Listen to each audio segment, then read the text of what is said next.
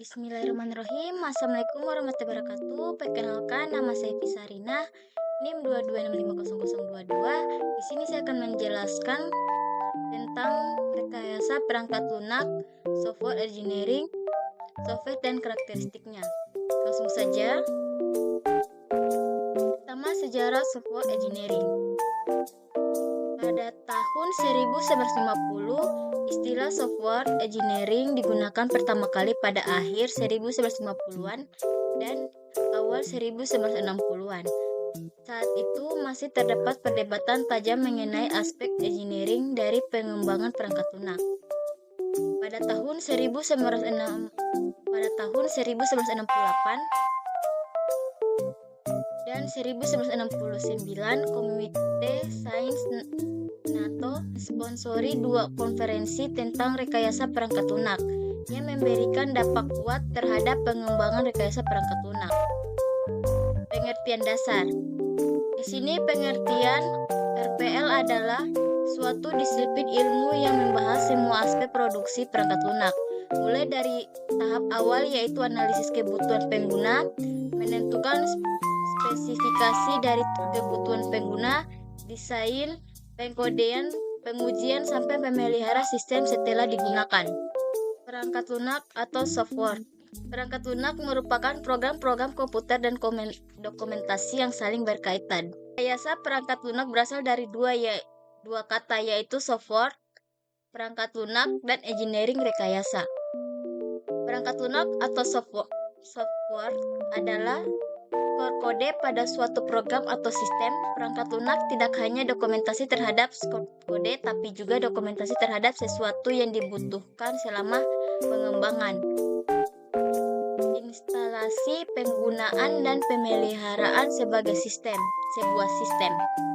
Engineering atau rekayasa adalah aplikasi terhadap pendekatan sistematis yang berdasarkan atas ilmu pengetahuan dan matematis, serta aplikasi tentang produksi terhadap struktur, mesin, produk, proses, atau sistem. Rekayasa perangkat lunak adalah suatu disiplin rekayasa yang berkonsentrasi terhadap seluruh aspek. Perkembangan rekayasa perangkat lunak, tahun dan kejadian. Pada tahun 1940, komputer pertama yang membolehkan pengguna menulis kode program langsung. Pada tahun 1950, generasi awal interpreter dan bahasa Marco, generasi pertama kompiler.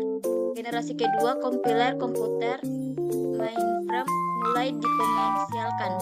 Tahun 1960, pengembangan perangkat lunak pesanan konsep software engineering mulai digunakan. Pada tahun 1970, pengembangan perangkat lunak pesanan konsep software engineering mulai digunakan. Pada tahun 1980, perangkat komputer personal atau PC komersial, peningkatan permintaan perangkat lunak. 1990, pemrograman berorientasi objek atau OOP, Agile Process dan Experiment Program, peningkatan drastis kapasitas memori, peningkatan pengguna internet. Pada tahun 2000, platform entertainment modern, Java, Net, PHP, dan lain-lain outsourcing. Ruang lingkup rekayasa perangkat lunak atau software engineering. Software engineering di sini memiliki banyak software. Pertama, software design, software construction, software testing, software maintenance, configuration management, comfort requirement, process, software quality, tools, dan method management. Lanjut, tujuan rekayasa perangkat lunak. Tujuan dari RPL ada 3. Pertama, menghasilkan perangkat lunak yang berkualitas. 2, menghasilkan perangkat lunak yang efisien. 3, menghasilkan perangkat lunak tepat waktu. Faktor-faktor yang melatar belakangi munculnya rekayasa perangkat lunak. Ketidakmampuan organisasi memprediksi waktu, usaha, dan biaya atau membangun perangkat lunak.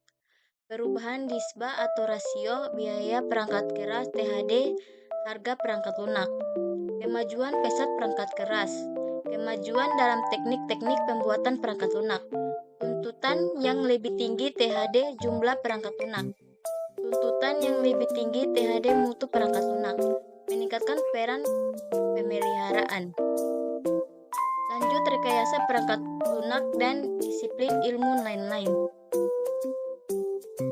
Bidang ilmu manajemen meliputi akuntansi, finansial, pemasaran, manajemen operasi, ekonomi, analisis kuantitatif, manajemen sumber daya manusia, kebijakan, dan strategi bisnis.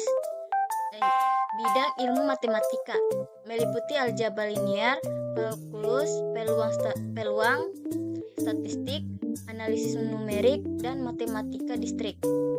Bidang ilmu manajemen, proyek meliputi semua hal yang berkaitan dengan proyek seperti ruang lingkup, proyek, anggaran, tenaga kerja, kualitas, manajemen risiko, dan keandalan, perbaikan kualitas, dan metode-metode kuantitatif.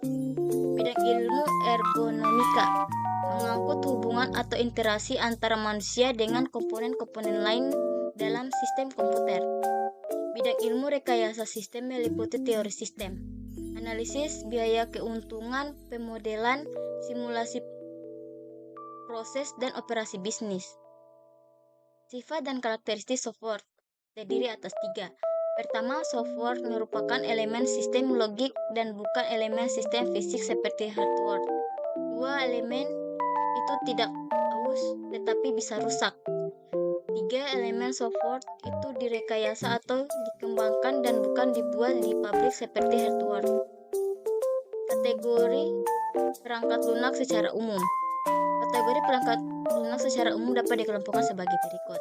Pertama, perangkat lunak sistem sekumpulan program yang ditulis untuk melayani program-program yang lain, seperti kompiler, editor, dan kualitas mengatur file. Perangkat lunak real time. Program-program yang memonitor atau menganalisis, mengontrol kejadian dunia nyata pada saat terjadi atau real-time event. Perangkat lunak bisnis, memproses informasi bisnis SPT, payroll, inventory, dan lain-lain. Perangkat lunak teknik dan ilmu pengetahuan, ditandai dengan penggunaan algoritma number crunching. Embedded software, produk yang ada dalam ready-on memory dan dipakai untuk mengontrol hasil dan sistem untuk keperluan konsumen dan pasar industri. Perangkat lunak komputer personal sesuai kebutuhan personal, SPT, mengelola kata, angka, dan manajemen databases. Perangkat lunak kecerdasan buatan menggunakan algoritma non-numeris untuk memecahkan masalah kompleks yang tidak sesuai untuk perhitungan atau analisis secara langsung. Tipe-tipe software. 1. Sistem software. 2. Application software.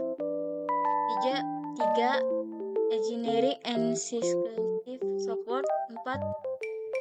Embedded software. 5. Product line software. 6. Web application. 7. Artificial intelligence software.